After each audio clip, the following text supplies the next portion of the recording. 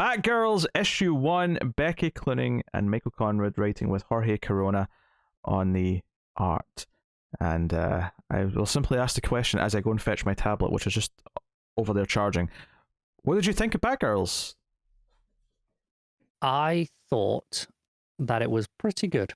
However, I didn't enjoy it as much as I did the backups that were leading up to it. I thought there was a bit too much narration in this issue. It got a little bit overly wordy for my tastes. Okay, yeah. I don't even necessarily disagree with that. I think it being a full issue and not a 8-page story that we were getting before, it does have some other gremlins sneaking in. I will say though, characters are still really fun, and as it progressed, and I really got this sort of like odd couple, like them living together kind of set up, and there's a serial killer on the list. All that stuff is actually starts to feel really good. I think the narration is a bit overbearing at times, and I think it would be fine if it was first person. I think if it was say it was Steph narrating, and it was her sort of sense of humor and her reacting to things, it would probably work better. Because one of the things that I like most about this book probably is there's a few lines from her that really felt like old school, 2009, 2010 Stephanie Brown. Yeah. At first I thought it was meant to be Steph, because so we have a lot of narration on the first page from the seer, which is in a kind of a pink box with this blue and yellow thing that makes it clear. And then when we transition to the Batgirls, it's purple boxes. And given that purple is traditionally Steph's color, I did think it was supposed to be hers, but it doesn't seem to be. No, it sort of became clear it was more third person as it went on. Yeah, unless it's supposed to be her writing something down the line, I don't know, but it didn't quite feel like Steph's dialogue. Not quite. It was close. It was close enough that if you told me it was Steph, I'd maybe go, all right, sure. But it's not quite there either. Yeah. So it's Babs still telling them to keep a low profile, don't create a ruckus. Which leads to an awkward one for Cass, where some thugs try to steal the last box of things when they're moving in, and Cass just throws the fight, like she does. But of course, when Steph's going to sneak out and say, "Hey, let's go and get those guys who stole the stuff from you," she looks out the window and they're already beat up, and it's like, "Damn it, Cass." You already beat me to it. And she's got a ridiculous. She wanted her unicorn robe. Yeah, it's a ridiculous bathrobe. So all of this is just, the excitement of bunk beds and all that. There's just a lot of fun character stuff. I think what I really like about it, though, is this idea they have to go low tech. So they have walkie-talkies instead of, smartphones. They've got an old CRT TV. They can't risk having a smart TV because the Overseer could hack into it. So everything has to be sort of low tech, which I think gives it an interesting kind of vibe, because we associate Oracle so much with high tech and hacking and all that I don't know, we're going to at least spend a few issues or an arc with them all having to be cut down to basics, including their bikes. Yeah, she gives them mopeds, which they immediately ignore, and Cass stole the car keys from the muggers, so they've got their ridiculous car with a skull on the front of the hood. A very traditional American muscle car. Yes.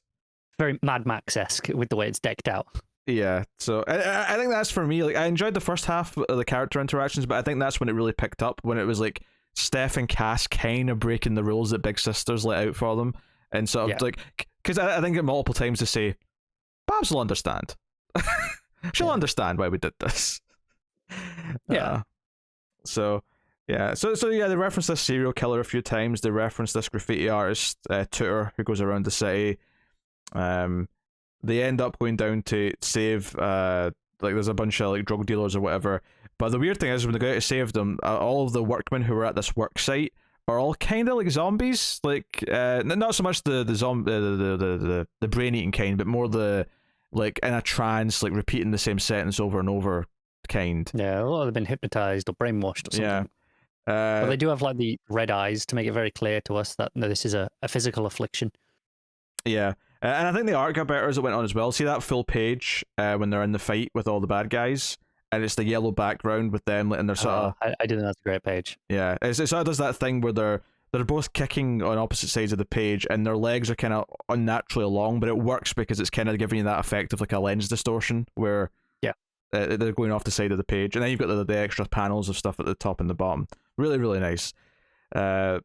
Book has a good sense of style. I will say this, for any sort of rough edges where it's maybe a little overwordy at points, like I can kind of live with that if the book keeps this distinct voice that it has, and tone, because it does feel like it's really filling its own little corner of the Bat world.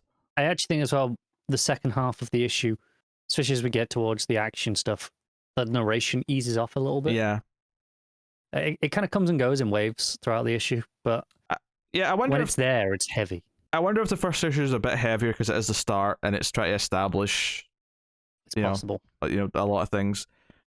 But yeah, so Barbara's even waiting up for them when they get home, kind of almost becoming this. And I love when an artist can like do Cass in the mask, but still do like a facial expression where she looks kind of sad because they've been caught. Really dig that kind of thing. It's all in the eyes on that one, isn't it? Yeah, and the hunched shoulders. Where it really starts to click for me though in terms of plot, because I was obviously loving everything, like character voices were down pretty early, and then the action gets really good, the art gets even more interesting. I'm loving the mischievous vibes of like the younger Batgirls. Where I start getting interested though is when it starts doing Rear Window, when they see like a guy like the grumpy neighbor disposing of like something, but it's the middle of the night, so it's kind of suspicious, and they immediately just jump to, what if he's a serial killer? There could be a body in that bag, and they just start theorizing, and they may be right because it'd be funny if they're right, because it's just such a weird hunch. There's no way they are right, but yeah, but like the fun of them like theorizing and like them going after a killer, it does kind of have that. Even though they're not, I mean, I think Cass might still technically be a teenager, but like it has that kind of like teens, we're going to like take on the serial killer in the town vibe at various points.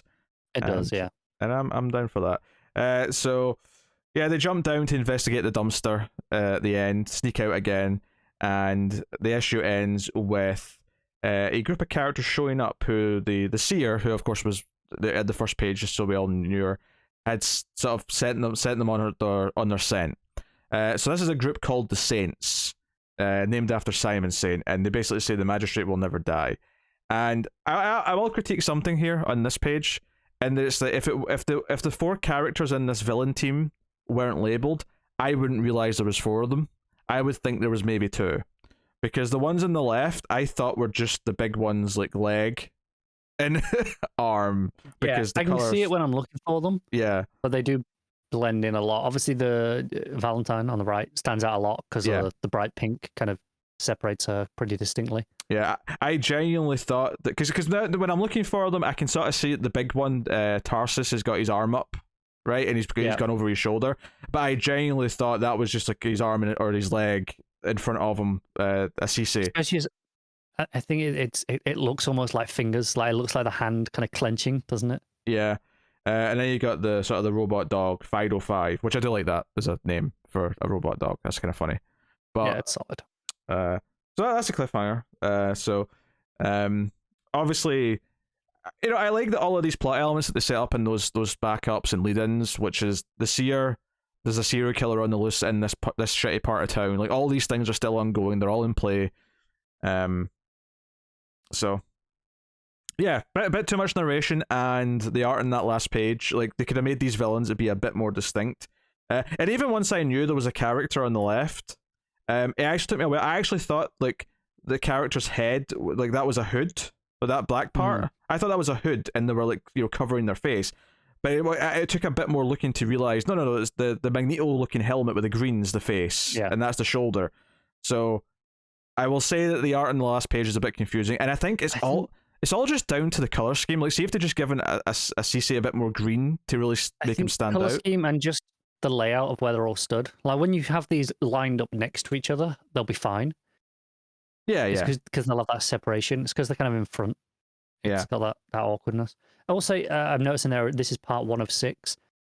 That's a little bit concerning. I don't know if this story right now has the legs for 6 issues. It feels more like a 3 or 4 issue worth of story, but they could surprise me on that.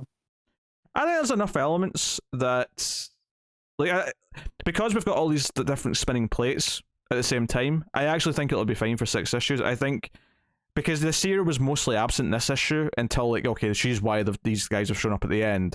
But I can see it being, like, you know, they're going to have to solve the killer problem. They're going to have to deal with that. It feels like there's enough interlinking things to solve that it might be fine, because like each issue will focus on something different, or at least bounce around enough things that's why it'll be 6 issues. That's fair.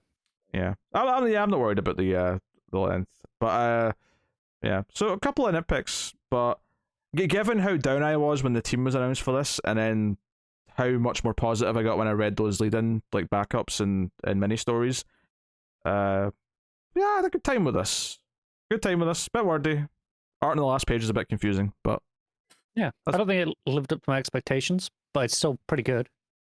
But it's all like I still enjoyed it. I'd still recommend it. Yeah, and it's also only issue 1. Like, there's every chance it'll grow into what you expected. I hope so. Yeah. So, yeah. I had a good time. Had a good time with it. What are you giving Batgirls issue 1? I'm still gonna give it a 7.5. Yeah, I'm happy to give it the straight 8 for me. You know, not completely perfect, but it's filling a void in DC that I have not filled in quite some time, and that's the bubbly.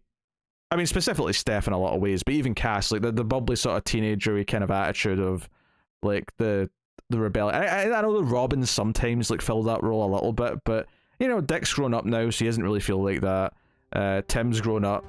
Like Damien's the only one that kind of has that, but Damien's kind of all out like onto his own, right? He's been onto his own for a long time.